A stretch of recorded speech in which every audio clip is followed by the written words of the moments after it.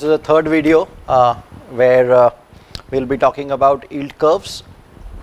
When they are high, what happens after this? What happens as in what was seen in the Indian economy. So from 17th July 2008, we now move to this blue, a dark blue yield curve, which is Jan 2009. So that is in a period of August, September, October, November, December, Jan, 6 months. So now in a period of 6 months, what was observed in the Indian economy was that the yield curve, which was high and inverted, has now come down, and now the shape looks what is known as normal. So a high and inverted yield curve comes down and becomes normal in a period of 6 months.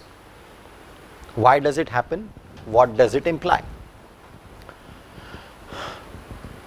2008 incidentally was a very special year.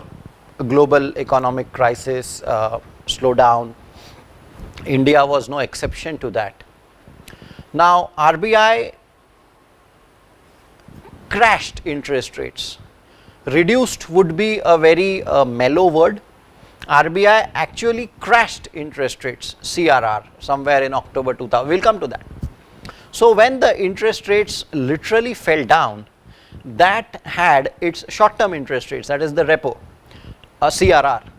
When the interest rates, when RBI brought them down drastically, it had an impact on the overall bond market, on the overall borrowing, on the overall interest rate scenario, and which was seen in early 2009, Jan 2009, within a period of 6 months.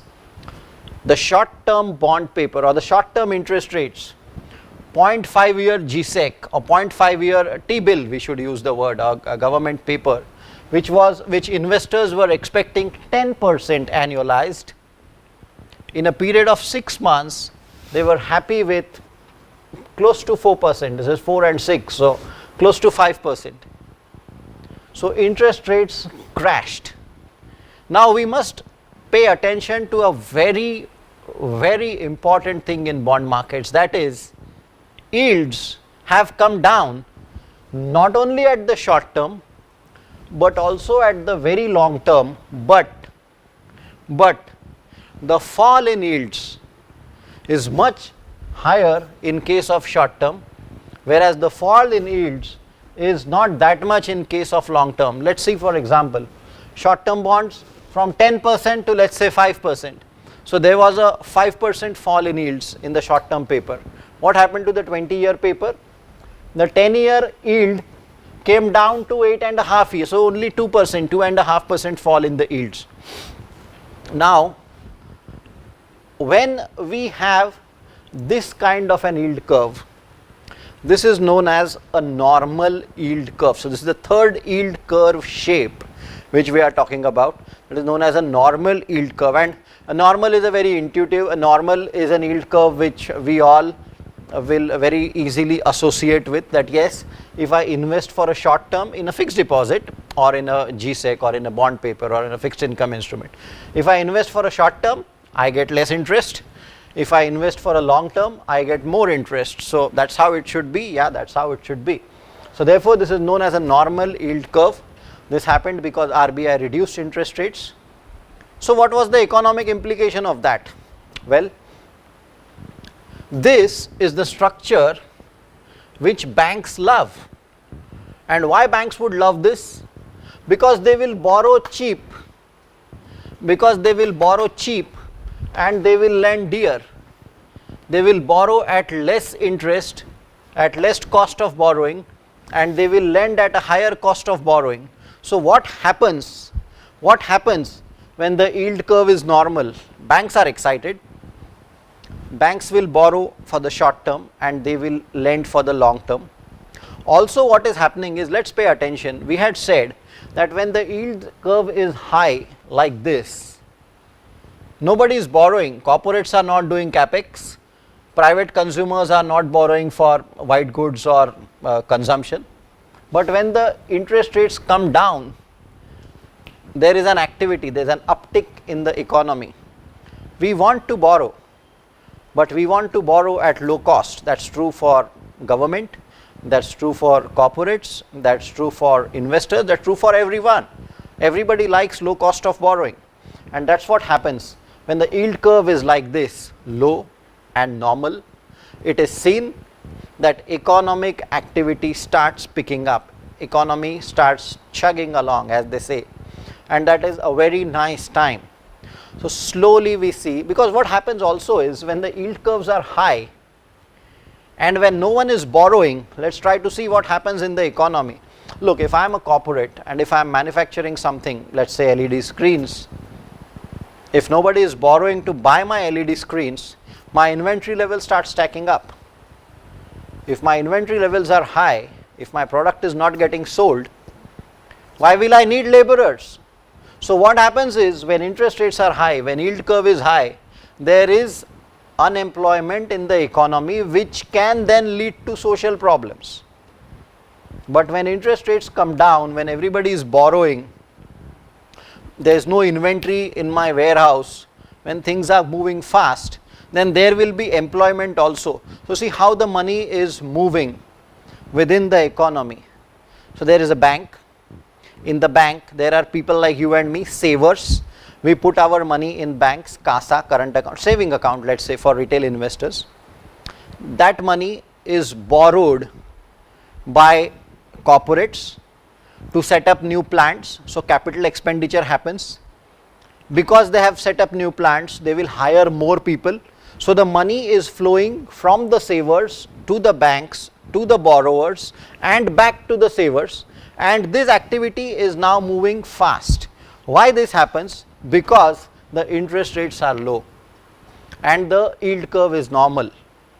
So whenever we see a nice shaping yield curve, low and normal, it is a harbinger of good times.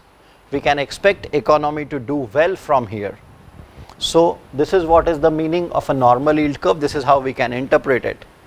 Another sort of variant of the normal yield curve is this light blue line, which is known as the steep yield curve. This is even better.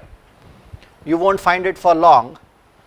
Normal yield curve can stay for some time, but steep yield curves you typically don't find for, it's a sort of an anomaly, it stays for some time. It may be just some issue based thing, but nevertheless it is there. It was observed in the markets on 8 March 2010. What was happening?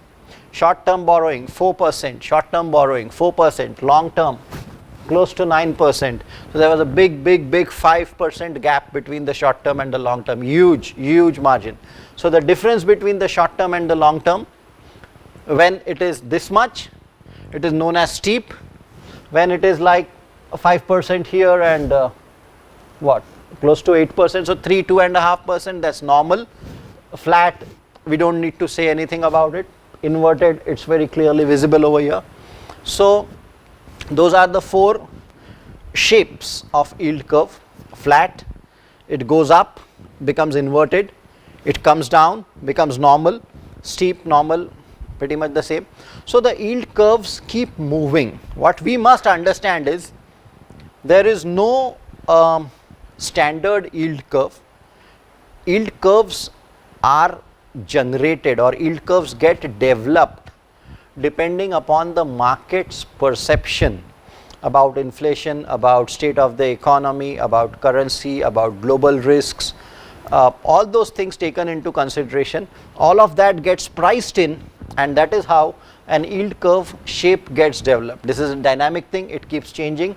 But if you and I as investors, if we get a hang of what exactly is the yield curve telling us, then we can probably make slightly better investment decisions. We cannot say this will be perfect all the time, but at the same time, instead of totally firing in the dark, it would be that much better if we have one tool handy for us. We will see based on Indian market data.